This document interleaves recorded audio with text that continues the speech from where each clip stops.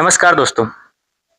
Video के आगे की कड़ी में अपन पढ़ते हैं कि ठोस वस्तुओं के आयतन से संबंधित सवाल। पीछे अपने सारे फॉर्मूले पढ़े थे, उनसे संबंधित बहुत इंपॉर्टेंट क्वेश्चन समझे थे। जो एसएससी लेवल के क्वेश्चन भी आते हैं उससे संबंधित क्वेश्चन भी पढ़े। आई होप कि आपको वीडियो पसंद आया होगा और मैं यही उम्मीद करता हूँ कि आगे भी आपको वीडियो पसंद आए और आप लाइक शेयर सब्सक्राइब करें और आगे शेयर करते रहे। आज अपन शुरू करते हैं ठोस वस्तुओं के आयतन। बात करते हैं घन घनाभ की। अपन पिछले वीडियो में घन घनाभ से संबंधित सारे फॉर्मूले अपन ने कर लिए थे। फिर भी घन का आयतन की बात करें तो घन का आयतन क्या होता है, बताइए। घन का आयतन क्या होता है कि भुजा इंटू भुजा इंटू भुजा, मतलब भुजा क्यूब, यही। और घनाभ का आयतन क्या होता है, अपन ने पढ़ लिया पहले ही, लंबाई इंटू चौड़ाई इंटू ऊंचाई। ये आयतन घन और घनाभ से संबंधित है। अब इनके क्षेत्रफल की बात करें, क्षेत्रफल भी पढ़ लिए थे अपन ने। तो घन का क्षेत्रफल क्या होगा, घन का क्षेत्रफल अपन ने पढ़ा था 6 भुजाई स्क्वायर। और घनाभ का क्षेत्रफल भी पढ़ा था। घनाभ का क्षेत्रफल क्या होगा, ये घनाभ का क्षेत्रफल हो जाएगा 2 कोष्टक लंबाई इंटू चौड़ाई प्लस चौड़ाई इंटू ऊंचाई प्लस ऊंचाई इंटू लंबाई। ये संपूर्ण पृष्ठीय क्षेत्रफल पढ़ लिया था घन और घनाभ का। बात अपन आज आयतन की कर रहे हैं। तो घन का आयतन भुजा क्यूब।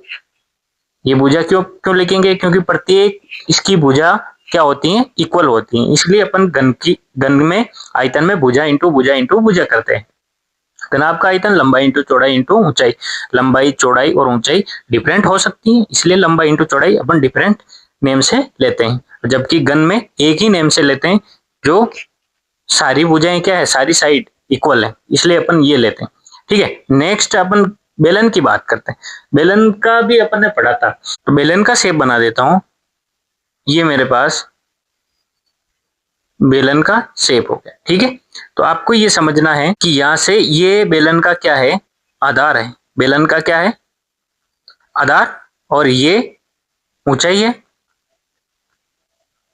और ये इसकी त्रिज्या है। ठीक है, तो बेलन का आयतन की बात करें तो बेलन का आयतन कोई भी आकृति हो तो आपको क्या करना है, कोई भी आकृति हो तो आपको एक ही चीज हमेशा याद रखनी है कि पहले उसका आधार का क्षेत्रफल और वो कितना ऊंचा है उसको मल्टीप्लाई करेंगे, उसको गुणा करेंगे तो उसका आयतन आ जाएगा। चाहे आप घन को भी देख लो, घन का आधार क्या होता है, घन का आधार का शेप जो होता है वो स्क्वायर का शेप होता है। और स्क्वायर के शेप का फॉर्मूला आप जानते हो क्षेत्रफल का, भुजा इंटू भुजा। अब भुजा इंटू भुजा और इस क्यूब की ऊंचाई है ना, भुजा ही होगी, तो उसको भुजा से मल्टीप्लाई कर दिया। इसी प्रकार आप घनाभ की बात करेंगे तो घनाभ का जो आधार है वो आयत जैसा आधार है। आयत का क्षेत्रफल आप सभी जानते हैं लंबाई इंटू चौड़ाई होता है, जबकि घनाभ की जो ऊंचाई है ना वो h मानते हैं, तो h से मल्टीप्लाई करते हैं, क्षेत्रफल को h से मल्टीप्लाई करते हैं तो उसका आयतन आ जाता है। इसी प्रकार आप बेलन का जो आधार है ना, इसका आधार क्या है, इसका वृत्त का आधार, तो अपन ऐसा भी लिख सकते हैं वृत्त का क्षेत्रफल इंटू ऊंचाई, ऐसे भी लिख सकते हैं। तो वृत्त का क्षेत्रफल आप सभी जानते हैं पाई आर स्क्वायर इंटू एच, तो ये आपका पाई आर स्क्वायर एच हो गया। ये इसका आयतन हो गया बेलन का। ठीक है, अब दूसरे सूत्र की बात करें तो ये अपन पहले पढ़ चुके सूत्र, तो भी बात कर लेते हैं। तो बेलन का वक्र पृष्ठीय क्षेत्रफल, वक्र यानी ये बाहर वाला हिस्सा, ये वक्र पृष्ठ का क्षेत्रफल है। वक्र पृष्ठ का क्षेत्रफल क्या होगा, वक्र पर 2 पाई आर और ऊंचाई h। फिर दूसरा सूत्र एक अपन बात करते हैं संपूर्ण पृष्ठीय क्षेत्रफल की बात करते हैं। तो संपूर्ण पृष्ठीय क्षेत्रफल क्या होगा, बताइए। संपूर्ण पढ़ चुके अपन, संपूर्ण पृष्ठीय क्षेत्रफल ये होगा इसका 2 pi r r plus h, 2 pi r r plus h, है ना। इन दोनों का क्षेत्रफल और परिमाप से प्लस परिमाप और ऊंचाई से गुणा करते हैं। ठीक है, ये हो गया। नेक्स्ट बात करते हैं अपन गोला। ठीक है, ये गोला हो गया। तो गोले का आयतन क्या होगा? गोले का आयतन जब मैं त्रिज्या को r मान लेता हूं तो गोले का आयतन हो जाएगा 4/3 पाई r क्यूब। 4/3 पाई r क्यूब। तो इसी कड़ी में आगे बढ़ते हैं, तब अर्धगोले की बात करते हैं। आधा गोला, अर्धगोले का आयतन क्या होगा? 2/3, इसका आधा 2/3 पाई r क्यूब। आ गया समझ में? इसका यदि गोले का संपूर्ण पृष्ठीय क्षेत्रफल की बात करते हैं तो गोले का संपूर्ण पृष्ठीय क्षेत्रफल की बात करें तो क्या होगा? 4 पाई r स्क्वायर। अर्धगोले की बात करें तो अर्धगोले का संपूर्ण पृष्ठीय क्षेत्रफल की बात करें तो 3 पाई r स्क्वायर। ओके, ये होता है। नेक्स्ट अपन बात करते हैं, नेक्स्ट जो बात करते हैं वो शंकु की बात करते हैं। शंकु की बात करते हैं। ये मैं शंकु बना देता हूं।